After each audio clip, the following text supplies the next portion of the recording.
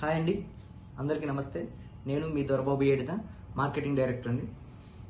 ఈరోజు మీతో షేర్ చేసుకోవాల్సిన విషయం ఏంటంటే, మనం ముంబై హైవేలో ఇన్వెస్ట్మెంట్ చేయండి అని చెప్పేసి మీకు సజెస్ట్ చేయడం జరిగింది. అయితే చాలామంది సిటీ నుంచి సంగారెడ్డి అనే ఏరియా లేదా సదాశివపేట అనే ఏరియా దూరం అనుకుంటున్నారు ఇన్వెస్ట్మెంట్ చేయడానికి. ఒకప్పుడు హైటెక్ సిటీ దూరం అనుకున్నారు, పటాన్ చెరువు దూరం అనుకున్నారు, కేపీహెచ్బి దూరం అనుకున్నారు కదా. ఈరోజు సిటీ అంతా ఎక్స్పాండ్ అయ్యి ఎంత గ్రోత్ ఉందో మీరు చూస్తూనే ఉన్నారు.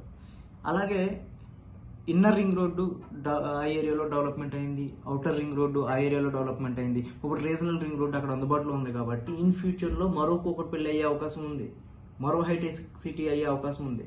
కాబట్టి ఆ ఏరియాలో ఇన్వెస్ట్మెంట్ చేయడం అనేది చాలా ఉత్తమమైన పద్ధతి. కొద్దిమందిని ఏమంటున్నారు అంటే, ఈ పటాన్ చెరువు ఇంకా దగ్గరలో సిటీలోనే కొనుక్కోవాలి అనే ఆలోచనతో కొద్దిమంది ఉన్నారు. అయితే మీరు అనుకున్న ఇన్వెస్ట్మెంట్ బడ్జెట్ అనేది ఆ ఏరియాలో కొనాలనుకుంటే అందుబాటులో లేదు.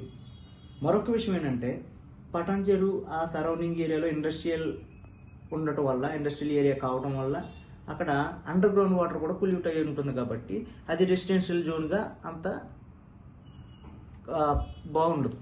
కాబట్టి నేను మీకు ఇచ్చే అడ్వైస్ ఏంటంటే, రెసిడెన్షియల్ జోన్ అయినటువంటి సంగారెడ్డి, పెద్దాపూర్, సదాశివపేట అనే ఏరియాలో కనుక మీరు ఇన్వెస్ట్మెంట్ చేసినట్లయితే డెఫినెట్లీ ఇన్ ఫ్యూచర్లో మీరు మంచి ఇన్కమ్ రిటర్న్స్ అనేది సంపాదిస్తారు.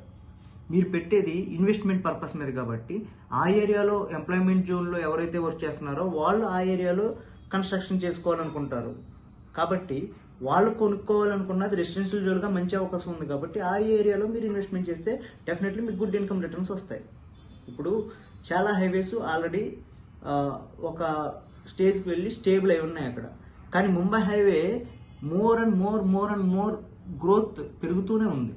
కాబట్టి 100% మీకు ఇచ్చే అడ్వైజ్ ఏంటంటే, సదాశివపేట్ అండ్ సంగారెడ్డి అనే ఏరియాలో మీరు ఇన్వెస్ట్మెంట్ చేయండి.